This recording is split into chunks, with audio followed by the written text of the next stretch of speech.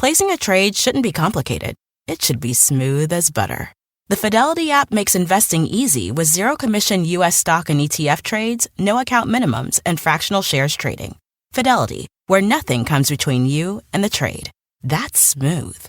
Download our app free from the App Store or Google Play. Sell orders are subject to an activity assessment fee from 1 cent to 3 cents per $1,000 of principal. No account minimums apply to retail brokerage accounts only. Fidelity Brokerage Services, LLC. Member NYSE, SIPC. Have you heard? Sling TV offers the news you love for less. Hey, wait. You look and sound just like me. I am you. I'm the same news programs on Sling TV for less. You mean you're me, but for less money. A lot less. I'm all the favorite news programs and more on Sling TV starting at just $40 a month. Everything great about me, but for less money? Which makes me greater, don't you think? Get the news you love and more for less. Start saving today. Visit sling.com to see your offer. Sling.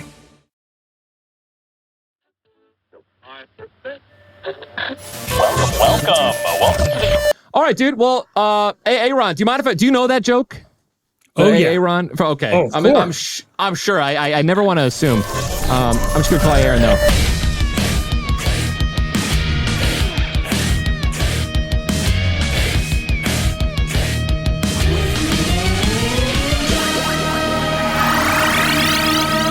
Ladies and gentlemen, gamers and gridiron enthusiasts, please welcome to the AFK stage a titan of NFL statistical analysis, the man who's turned football data into an art form.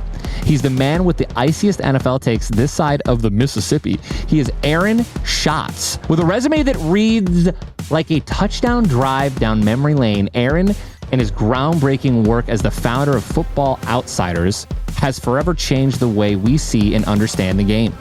Now, Aaron serves as the Chief Analytics Officer for FTN Fantasy. He's also an ESPN Plus NFL analyst and former radio DJ spinning the ones and twos countrywide. From DVOA to DYAR, he's the mastermind behind some of the most advanced metrics in the Pigskin Playbook. And his insights have become essential reading for coaches, players, and fans alike. So grab your playbook and get ready to smarten up your football IQ as we dive straight into the mind of the maestro himself. Welcome to the show, Aaron.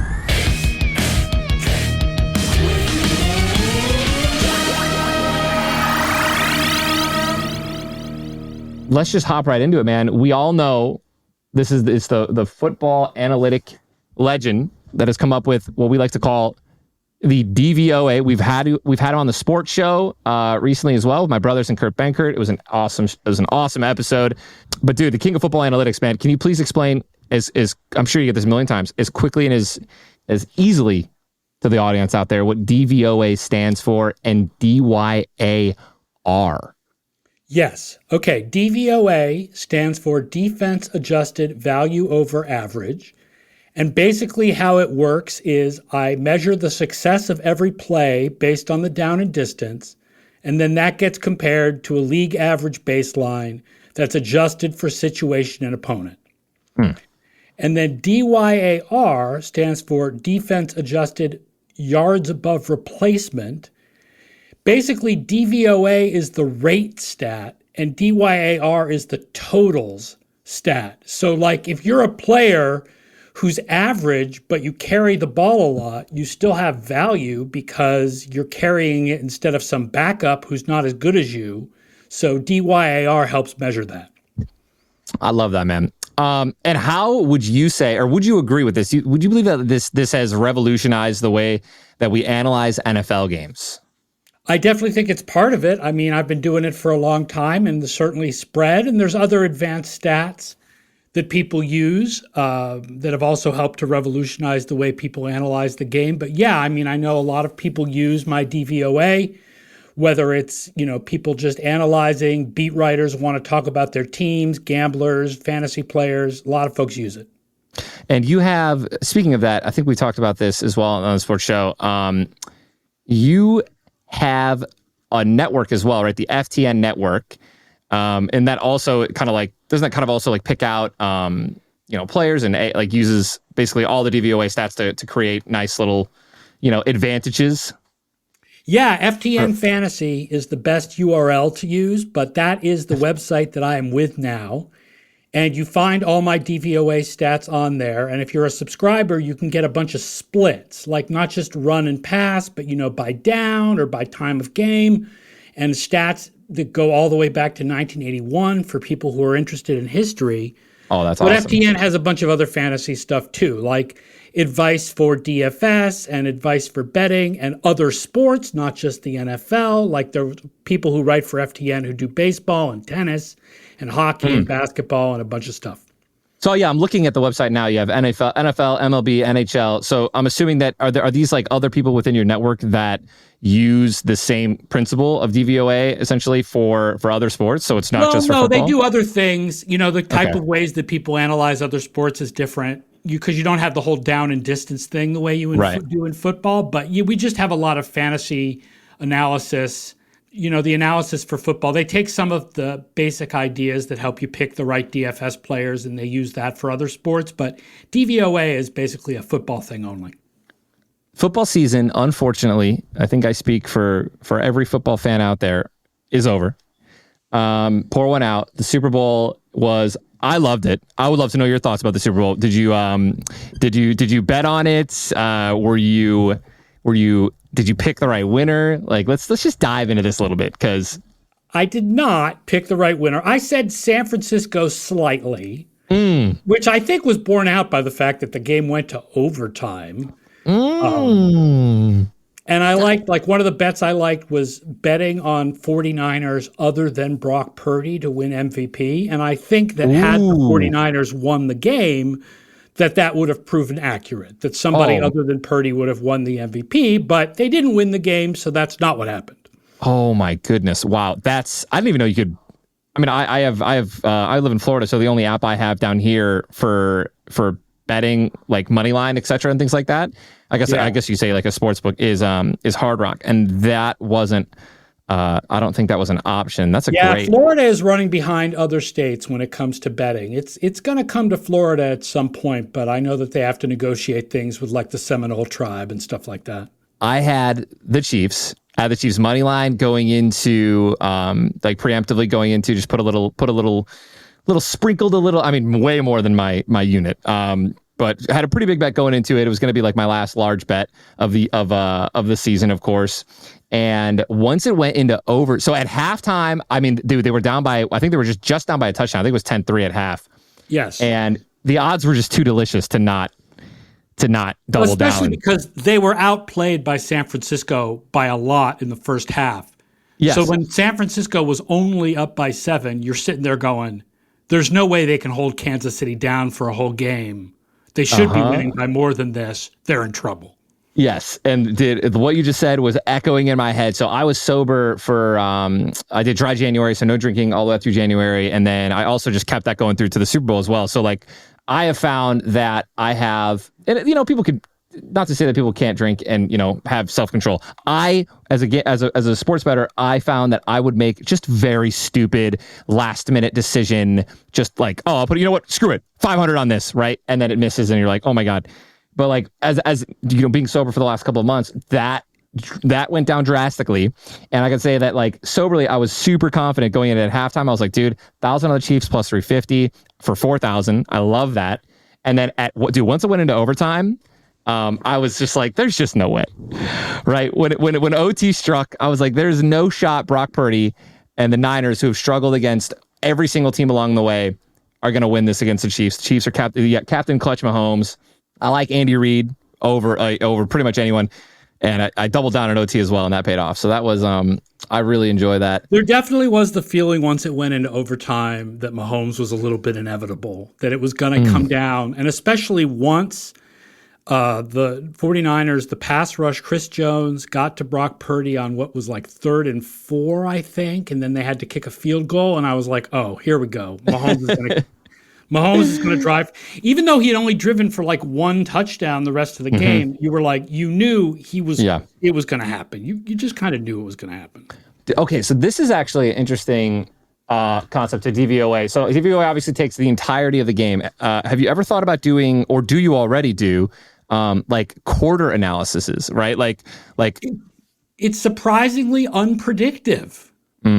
It's surprisingly, like, you would think that being good, particularly good in the fourth quarter or overtime, or being particularly good in the first quarter would be like a real thing.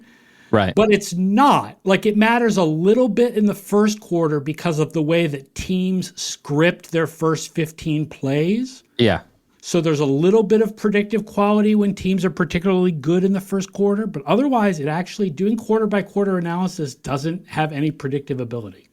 I mean, that's, I'm not gonna lie to you, that's like astonishing to hear, because you really would think that it is predictable, that you could kind of dive in and you know, get the analytics and carve teams out by quarter. It makes logical sense, but it's not. It just doesn't happen that way. Oh man, that's a shame. That's a shame, man, because there's a lot of, like, as I've been getting into sports betting a lot more, I know there's first quarter bets, first half bets, third quarter bets, etc.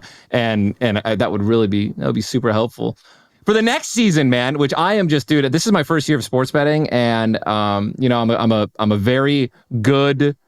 I'm a good. I don't think there's a good word for this, but you know, like, I'm a good freaking, you know, responsible husband with my wife, right? We set a limit. We bet within our means, all that stuff, which keeps it fun. It honestly just makes it, like, more fun to watch personally. But, you know, to each their own. What are you most? I'm jumping all over the place, but what are you most excited about now? Since obviously, you know, you're the king of football analytics when it comes to this DVOA. What are you most excited to watch now going into the rest of this of you know, until the next football season? Like, what's your go-to sport? Oh, for the off season? I watch. I don't watch as much sports as I used to. I'll watch a little bit of baseball. I'll watch basketball when it gets to the playoffs.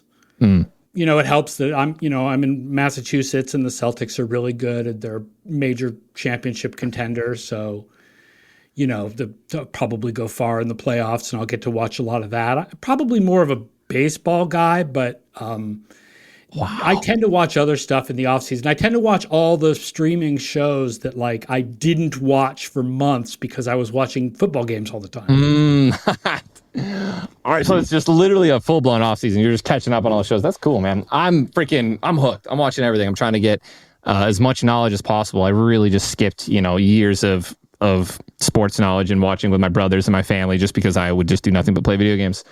Yeah, my brother's like that. He's a musician, and he never followed sports when we were growing up, whereas I was this total sports addict. And then he had a son who became a real sports fan and plays basketball. And now all of a sudden their whole family is totally into sports over the last couple of years, which is very strange for me. I mean, yeah, there's nothing like watching a game with family and everyone actually has, you know, some general interest. I will say one of my biggest pet peeves is just when people are not interested at all and they're there. And it's like, you know what I mean? Dude, oh man. And thank God my wife has gotten much. I mean, honestly, she's just gotten more into football, which is great. Like, she was a Packers fan growing up. I got her into football more. I would say, like, every time we would watch the games together, as obviously I'm a Lions fan, you know, she still didn't know all the rules and all the penalties, etc. And like, so she's like full blown now. So whenever she's in the room, it's always great. We love football Sundays, and we, you know, it's not like she's asking me questions about, or anyone for that matter. I have just a huge good group of people around me that actually enjoy watching the games and pay attention. So, but that's great. That's great. A little bit back on track, man. Through your work with FTN, what are some challenges that you faced in bringing statistical analysis to a wider audience?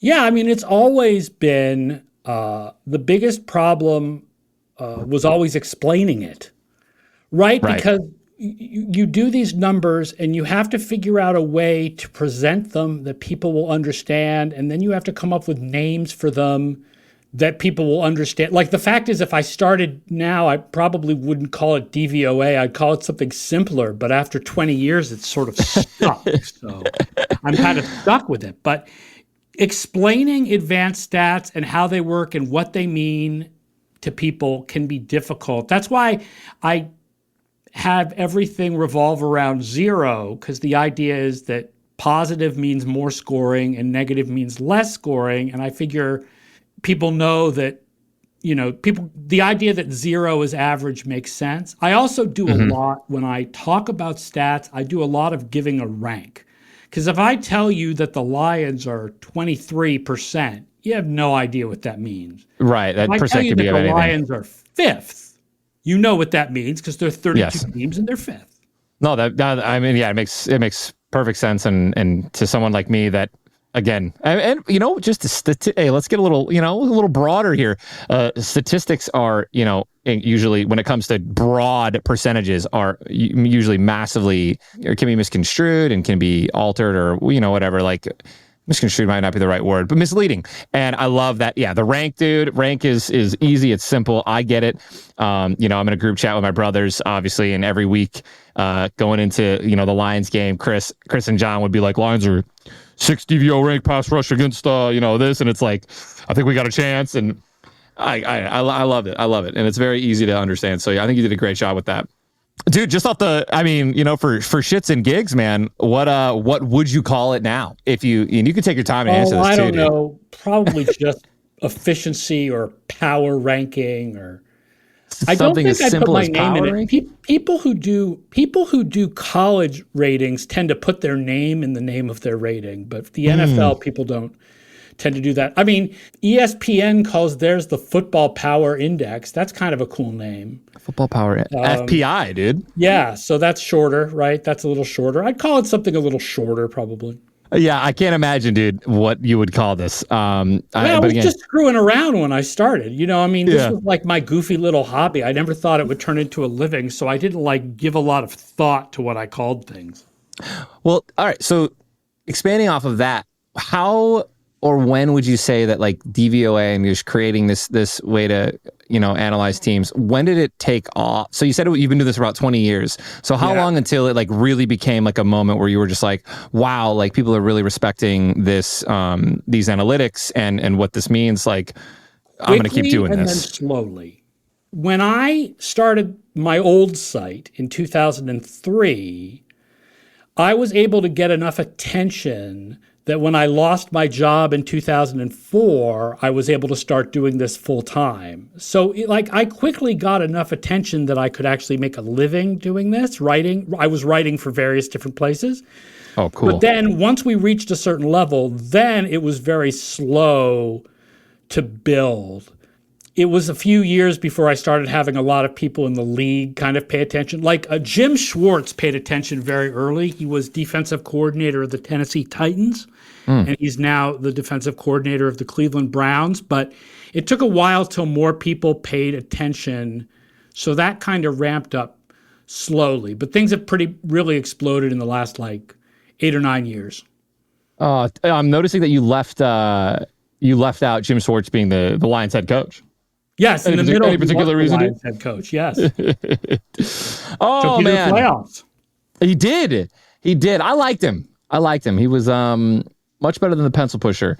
But dude, so that's first off, congratulations. That's honestly so. We'll talk about timing. Talk about just perfect, right? You starting this up. You're going out on a limb here, creating something like this, and then you lose your job, but you're in a position to financially continue to do that. That's incredible, man. And you're talking, you said that you were a writer. So how would that work? So you would create these stats, right? Essentially create these little articles going into the week by week, and then would these websites just pay you for? I had my own site, and within a year or two, we were having premium subscriptions. But mostly I made my money. I wrote for ESPN for a year, and then I wrote for Fox Sports. And I also wrote for a newspaper called the New York Sun. It was this newspaper that came out in the mid-2000s that was trying to be a conservative alternative to the New York Times. But of course, there's no there's no conservative angle to sports. So what the sports people ended up doing is they ended up hiring all the analytics people from all the sports, and that was the sports staff. It was all analytics people like John Hollinger and the Baseball Prospectus people and me and my crew. So we put together this really great sports section for a couple of years. That's awesome. What were those years? What was the span? It was 05 to 08, 09. 09, dude. 09, let it shine. That was my high school. I was a senior in high school. That was my high school graduation. I know, I'm an old man. It's so weird. It's all right, man. Super Bowl this year, I met a kid who's gotten famous doing football analysis on TikTok, who's 23, and I'm this, you could be my kid. That's literally, yes. It's crazy, yeah. It's. I mean, technically, he could give you a grandkid at that age. Yeah. if we're really getting into it. So that's interesting. Was he like, did you like respect and, you know, you don't have to name this person as well either, but did you like respect and like appreciate like what he, did you guys talk about how he analyzes compared to yours or? Yeah, a little bit. He's more of a film guy. I don't remember his name. People probably may know who I'm talking about if you think of film guys on TikTok who really got started on TikTok. But he was able to get enough of a following that he was able to leave school and do this full time. And oh, that's so sick. I admire, you know, it's the same, honestly, it's the same kind of hard work, hard scrabble beginning that I, you know, when I built my career. So you just do it differently. Now you do it on TikTok rather than with websites. So right, I definitely appreciate the guy's work. Just creating a website back in the early 2000s, hard pass. I feel like you were just so limited at the time. Although I wouldn't know. Attention, right? There was no like social media to use to get attention. So like I would like randomly email baseball analytics people and be like, guess what? The world does not end with the end of the World Series. You should come read my site and like tell your followers to come read about this other sport. And like that's how I promoted myself because there was no Instagram, no Facebook, no Twitter, nothing like that. Crazy, dude. Just MySpace, bro. You could have just been sending MySpace friend requests to people trying to. Before MySpace, no top 8, man. No top 8 before that. You're making Zanga posts then, man. Like that was like the first. Wow, that is waking me up, dude. I feel old at 32 right now. But anyways, dude, here's the beauty of something like football, man. It brings people together of all ages, man, which I absolutely love.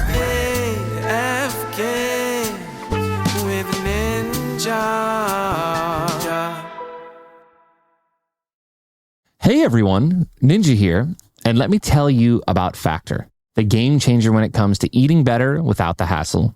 Factor has restaurant quality meals ready to heat and eat in just 2 minutes. No more meal prepping, cooking, or cleaning up. Whether it's breakfast, midday bites, or dinner, Factor has you covered with over 35 options to choose from every week, including Calorie Smart, Protein Plus, and Keto meals. From the first bite, I was blown away by the quality and taste of their meals. I love their Protein Plus options. They're perfect for fueling up for a long gaming session. Factor has saved me precious cooking time and has helped me stay on track with my nutrition goals. Are you ready to revolutionize your mealtime routine? Head to factormeals.com/ninja50 and use code ninja50 to get 50% off of your order. That's right, 50% off delicious, ready-to-eat meals delivered right to your door. That's code ninja50 at factormeals.com/ninja50 for 50% off. Planning an international trip and want to learn the language of your destination? Then check out the language learning program Rosetta Stone on desktop or as an app. Rosetta Stone is designed to immerse you in the language you're learning. Plus, the True Accent feature even gives you feedback on your pronunciation. Don't put off learning that language. There's no better time than right now to get started. For a very limited time, listeners can get Rosetta Stone's lifetime membership for 50% off. That's 50% off unlimited access to 25 language courses for the rest of your life. Redeem your 50% off at rosettastone.com today.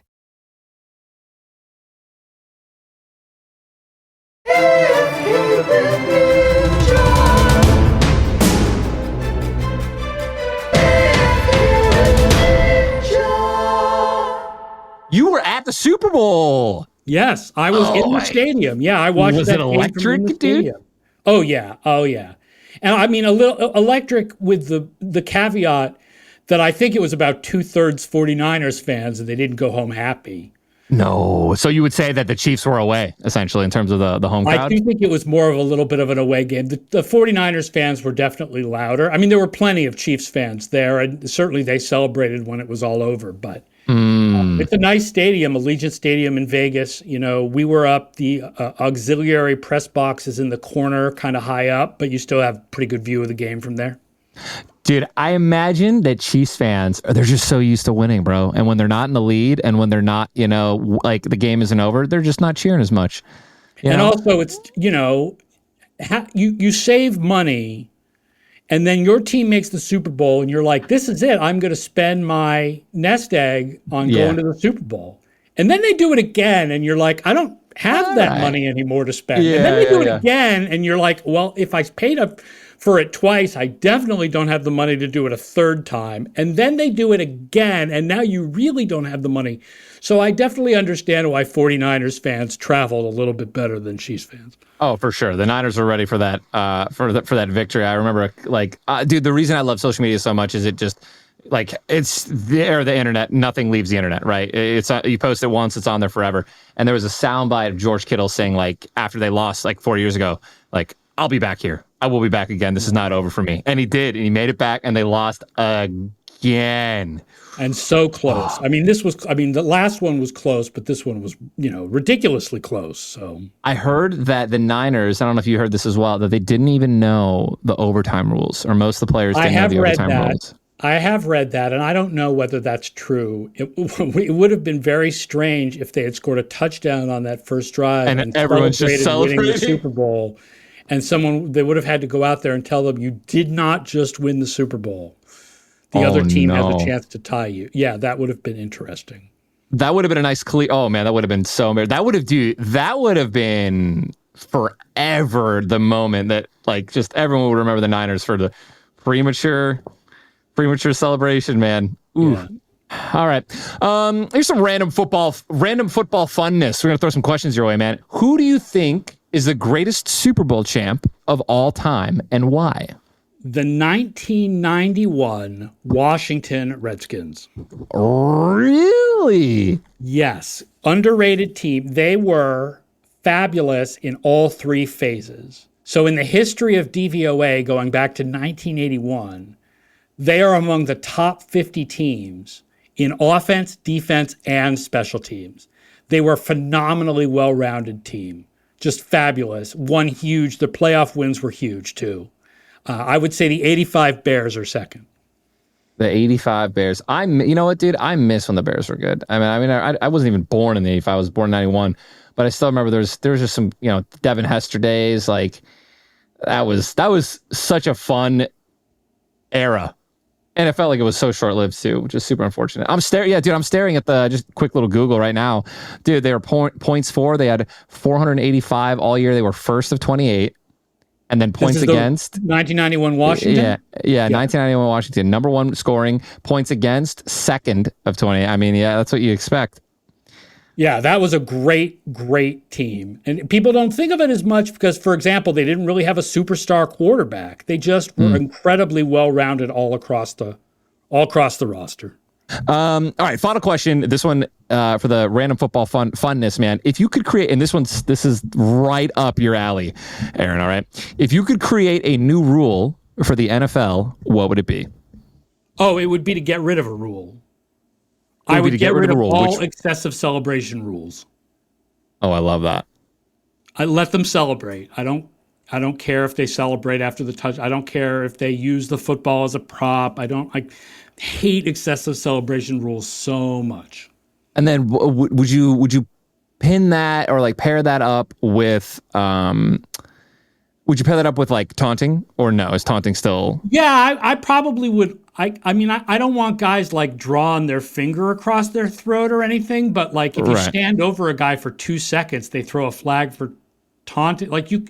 Sometimes you end up taunting by accident. It does, I'm not a big fan of taunting penalties either.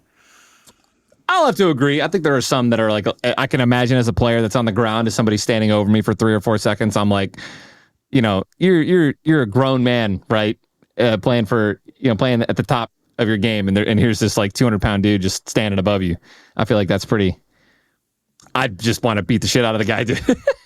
But if you don't like it, go out and win the game. There you go. Especially, I don't feel as strongly about that as I do about he used the football as a prop, so that's 15 yards. It's really dumb. I'll have to agree with you there, man. I hate those. I hate dumb penalties. I also hate that a holding call is 15 yards. Or no, it's not. It's not 15 yards. It's 10. I think it's 10, but it should be 5.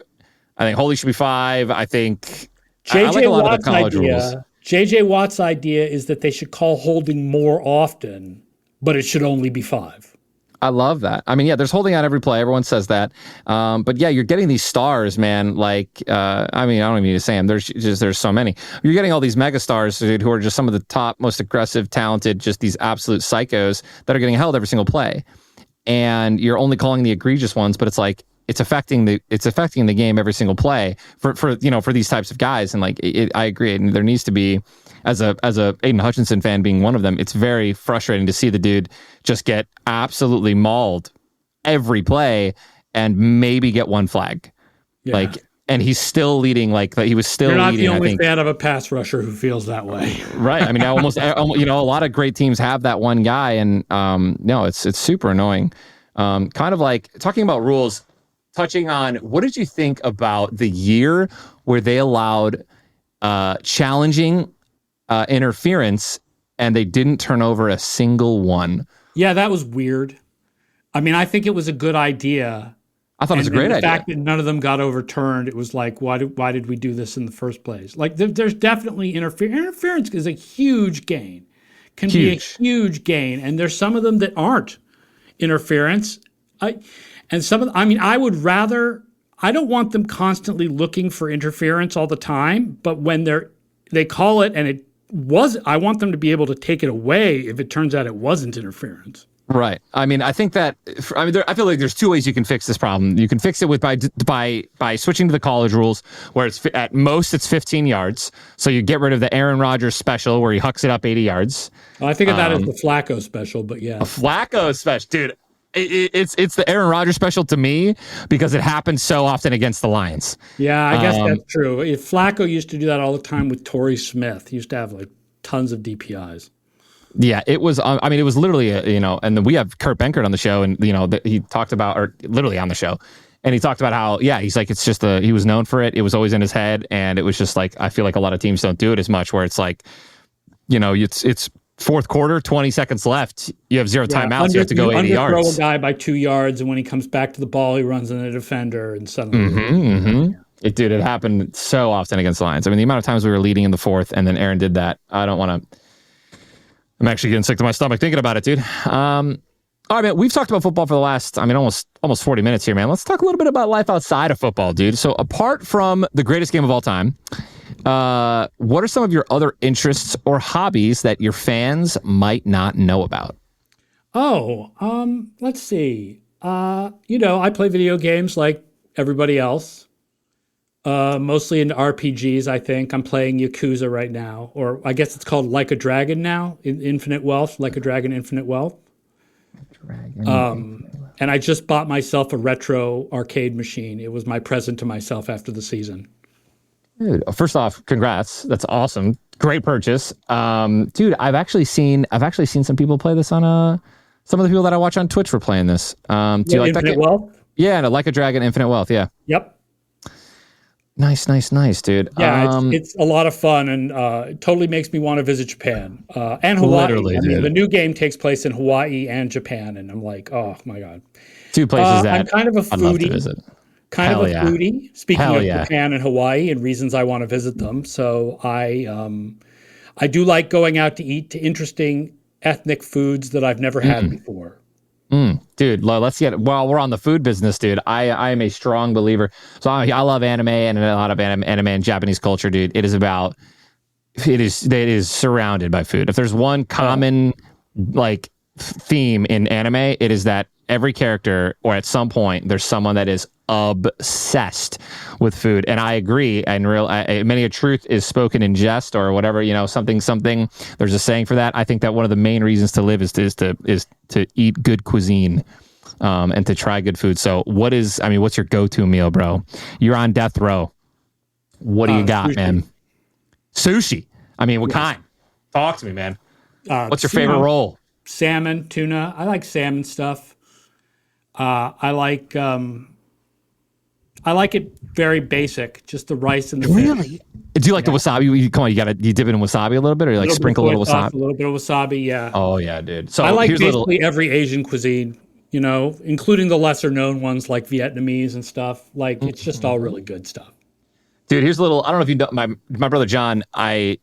He doesn't teach me a lot of things, but he taught me this one thing, dude. Putting the wasabi in the soy sauce and then just mixing it up in the soy sauce. Like you just take the whole. Yeah, I didn't know. I was turned on to that, and it was it was game changing experience. So for those listeners out there, try it out.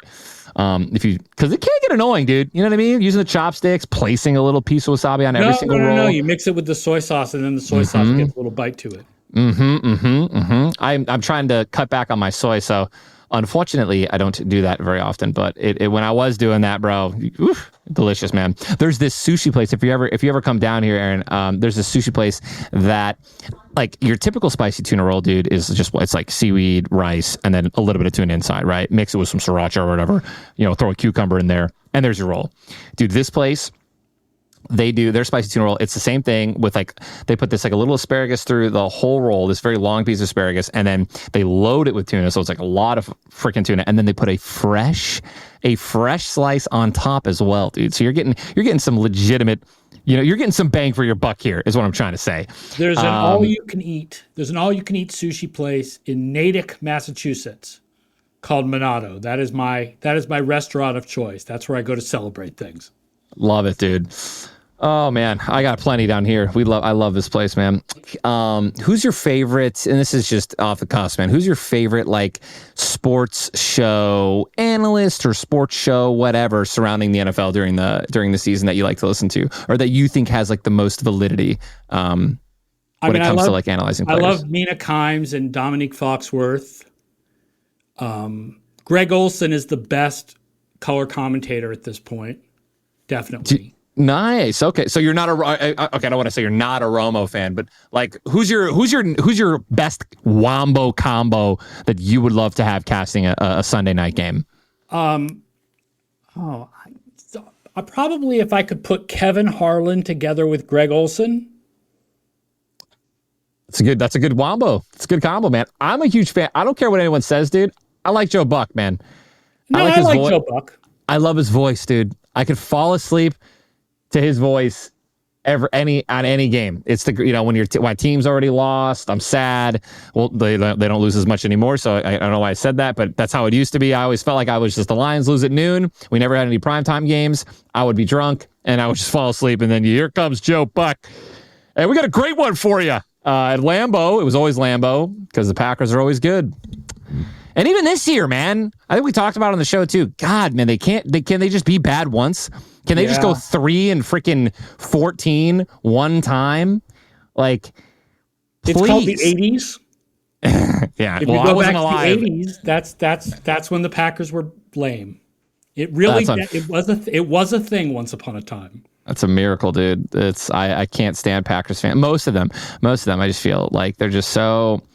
Dude, it's one of those.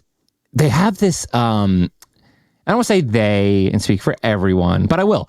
They have this way of talking about their team. It's annoying. It's like when you go, so, like, let's say you just take a tournament, right? Like, let's just a video game tournament, and there's one of the best players is in the tournament, right? And he gets interviewed before the tournament, and someone's like, "How do you think you're going to do? What are your expectations going out?" And they go, and by the way, they know they're the best player in the world. And they know that they're probably going to win, right? Like, they're probably going to get top 2, top 3 in the tournament. But their answer to the interview question is, I mean, I'm just give it my all and have some fun. And, if we win, great. But, we're probably not going to win. And then they win, right? And then it's like, so, like, if they lose, they can be like, oh, well, you saw the interview and you saw, like, we didn't expect to win. And that's Packers fans. Even when they're losing, that's how they act. They're like, oh, well, we suck anyways. We knew we were going to lose. Like, we're trash. Steelers fans are a little like that too, by the way. That's because they're pissed that they aren't good anymore, man. They're enough. Steelers fans, like more than any other fan base, get angry if you say good things about their team. It's very weird, They want to find negative, yeah. I mean, they've never been. That's crazy too, because with Mike Tomlin, they've been literally a 50% win rate team for forever, right? I mean, every year. Yep. Every single year. What is that like, dude? I mean, we're getting there. I really am excited. This is kind of just jumping all over the place, but I'm really excited to see just the next couple of years of the Lions, man. I mean, with Dan being there for, I think this was his 3rd year. He had, obviously first year, woof, right? He's just trying to get the ball rolling. Second year, like what 9-9 or 10-9, I think, or no, it's not 10-9, 9-8, 9-8, 5-1 in the division, and we didn't advance to the playoffs. I love that. What's the point of a division, by the way? If you win more than the team above you, and you don't make it. But yeah, that, and then now we have a freaking dude. We're in the NFC Championship. Like, what's the next 3 years going to look like? I hope it's just consistent. That's all I care about. You're very good. It's very good that Ben Johnson did not leave. I'm a big believer in Ben Johnson. And I'll tell you, offense is more consistent and predictive than defense. Defense kind of goes all over the place. Offense, if you're good, you usually stay good. And they're really good on offense, so they should stay good. AFK, AFK, AFK with Ninja. Planning an international trip and want to learn the language of your destination? Then check out the language learning program Rosetta Stone on desktop or as an app. Rosetta Stone is designed to immerse you in the language you're learning. Plus, the True Accent feature even gives you feedback on your pronunciation. Don't put off learning that language. There's no better time than right now to get started. For a very limited time, listeners can get Rosetta Stone's lifetime membership for 50% off. That's 50% off unlimited access to 25 language courses for the rest of your life. Redeem your 50% off at rosettastone.com today. Shopify is the global commerce platform that helps you sell at every stage of your business. With the internet's best converting checkout, 36% better on average compared to other leading commerce platforms, Shopify helps you turn browsers into buyers. In fact, Shopify powers 10% of all e-commerce in the U.S. Sign up for a $1 per month trial period at shopify.com/podcast free. All lowercase, shopify.com/podcast free, shopify.com/podcast free.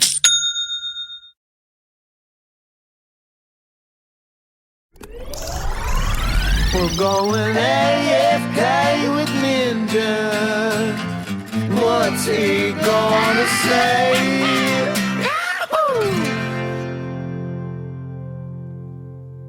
Let's move on to our final segment of This or That and some other questions to finish off the show, man. So, Aaron, again, just thank you for being here, bud. Appreciate it. Thank you for having me. Yeah, man, absolutely, dude. It's always been a pleasure. I've been trying to just surround myself with incredibly intelligent people when it comes to sports analytics and especially football. So this has been really cool for me. So jumping into This or That, man, and you can answer these as long or as little as you want, by the way. Tom Brady or Peyton Manning? Brady. All right. Star Wars or Star Trek? I'm more of a Star Trek guy, actually. Is that because do you think that's because did you like watch Star Trek earlier as a kid or I'm just not into all the prequels, and I wasn't really into the sequels, and I'm not into any. I just like the original 3 Star Wars movies, and all the other stuff doesn't do it for me. Whereas I feel Star Trek makes much more sense as an extended universe. Wow, that's actually an incredible answer, and I love that. Watching a game at the stadium or hosting a game day party at home? Stadium, because honestly, it's hard for me to watch with a lot of people at home because I've got to be paying more attention. So more of a stadium guy. Dude, I don't know, man. I think I'm a little bit of, I'm a little bit of both. I think there's plus and minuses to both. I like, if you lose at home, you just go into the other room and do whatever. But there's nothing worse than that lost watch. You're going to your Patriots game and you're there and you get blown out. And it's like, well, now I got to go home, and God knows how long that travel day is. Primetime Sunday night game or a Thanksgiving Day game? I think Thanksgiving Day game I can pay more attention to because Sunday nights I have to be working on breaking down the day's numbers, whereas Thanksgiving I can just pay attention and usually watch with my nephews and really enjoy it. Cool. I'm going to have to agree with you. There's nothing like a Thanksgiving Day session, man. Of good old football. NFL Draft Day or free agency frenzy?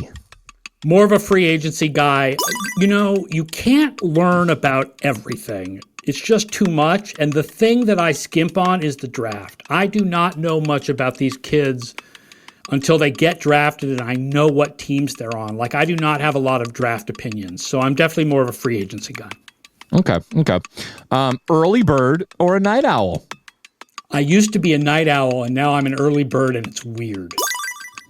I could say that to the night owls out there, to the people that have to work night jobs and they go to bed when the sun's up, I got a lot of admiration for those types of people, man. It is because I used to be on that grind when I was a kid, streaming, 10, 12 years ago.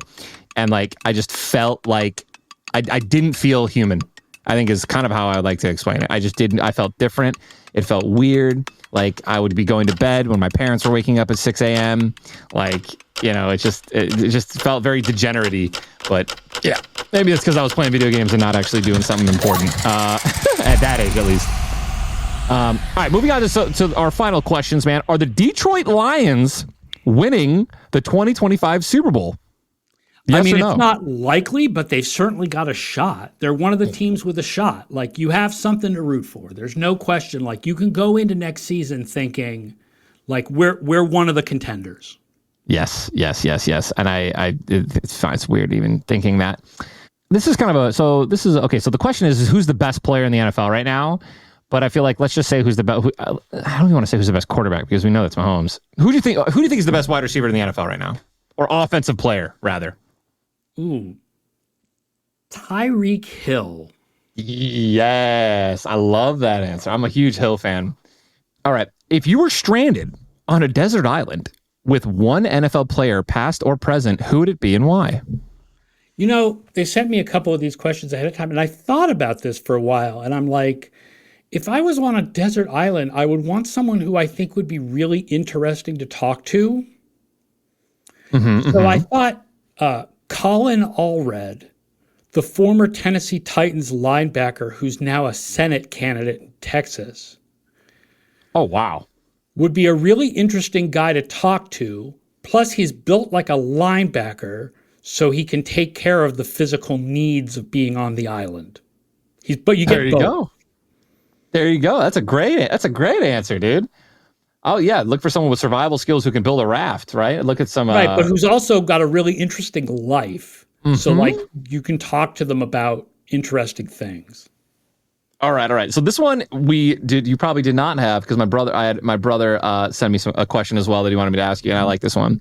I said, "Yo, I have Aaron Schatz on the podcast today. Any questions you want me to ask him that we missed?" And my brother Chris goes, "Ask him how it feels to be the only one with the balls to vote Josh Allen MVP when Lamar was lower on every statistical QB category." I did not think I was going to be the only one. I was shocked. I was out to dinner with some people, and the vote came through, and I checked Twitter, and when it said 49, I was just shocked. So I knew Lamar Jackson would win, but I thought it would be like 43 or 44. So I'm proud. I took a lot of guff from Ravens fans, but I'm proud that I stuck to my guns and I voted with the person that I was most comfortable with. And Bills fans seem to think it was some love for them. It really wasn't. It was just, it was a really hard year to pick an MVP. And when push came to shove, I just thought Allen was just a little bit better. Yeah, I also think that the run, right, like that run that they made in the middle of the season, like it really did stem around Josh Allen coming to life. The 5 games in a row that they won, big games too, like great opponents. None of them were cakewalks, really, and yeah, that was Baltimore was a better team, but there is no award for most valuable team. You don't get to vote for what team you think is the best. You're absolutely not wrong, man. All right, let's finish off these final 2 questions that we ask all of our guests here on the AFK with Ninja podcast. If you had to delete all but 3 applications from your phone, which ones would you keep and why? Or just which ones would you keep? Oh, shoot. Wow. Pull out the old phone, dude, and just tell me where does your mind go? What does your thumb automatically move to? Email. Okay. Twitter. As much as I would rather be using Threads, the fact is everyone is still on Twitter for sports. Like, sports is the one thing that's really hung back on Twitter as Twitter's gone downhill. And then if I could only have 3 applications, a Civilization 6, because I could just get lost in it for hours and hours and hours. Is that a mobile game? Yeah, it's a game. It's like it's on computers and consoles also, but sick. You can also get it on your phone. Okay, sick. All right, final question, man. AFK with Ninja. AFK stands for away from keyboard. We get a little philosophical here at the end of the show, man. Define AFK. What do you do when you are away from it all, when you're AFK, away from work, man? How do you get away? A nap. Just a good old nap, dude. One of the advantages of working from home, man, is that I can sleep from 2 to 2:30 if I want and then get back to work. So you're like a 30-minute hour power nap kind of guy. It hits the spot. That's the sweet spot. Yeah, middle of the day power nap guy, definitely. I'm a big fan of a nice power nap too in the middle of the day too, by the way. Like sun's still out, like it's 3 o'clock, 2 o'clock, boom, little 45-minute banger. You wake up, sun is still obviously shining through, dude. It's the rest of your day in front of you. You're re-energized. But you got to be careful. That 90-minute, if you don't set an alarm, you push through that 90 minutes to 2 hours. No, I set an alarm, definitely. Definitely. It's the worst feeling in the world, man. 5 minutes or something. Yeah, it's the worst feeling in the world waking up. Now, I don't want a worst feeling in the world. Let's reel it in. But it's a terrible feeling when you hit that REM cycle, but then boom, you wake up right as your brain was just in, I'm actually going to shut down. And then you're just groggy forever. Oh. All right, man. Well, dude, Aaron, that's it, man. That's all I got for you, dude. Thank you so much for taking the time being here. I know your time is very valuable, and I'm super looking forward to hopefully having you on maybe this show again or the sports show and kind of ramping things up into the new NFL season, dude. So thank you. Yeah, let's do the preseason, man, because oh, hell yeah. There's lots to talk about, and I have a book to sell. And hell yeah, dude. Perfect. Preseason is a great time for me. And, of course, if people want to read more of my stuff, ftnfantasy.com/DVOA is my stuff. Or you can find me on Threads or Twitter, AShotsNFL. And there you have it, folks. We've reached the end of another epic AFK with Ninja episode. If you've enjoyed the journey thus far, please consider leaving a rating, review, and hitting that follow button. We have a ton of incredible guests coming your way, and I want you to be the first to know when a new episode drops. Until next time, catch you soon. It's AFK with Ninja. Ninja's got a show. It's AFK with Ninja, the best podcast in the world. AFK. Shopify is the global commerce platform that helps you sell at every stage of your business. With the internet's best converting checkout, 36% better on average compared to other leading commerce platforms, Shopify helps you turn browsers into buyers. In fact, Shopify powers 10% of all e-commerce in the U.S. Sign up for a $1 per month trial period at shopify.com/podcast free. All lowercase, shopify.com/podcast free, shopify.com/podcast free.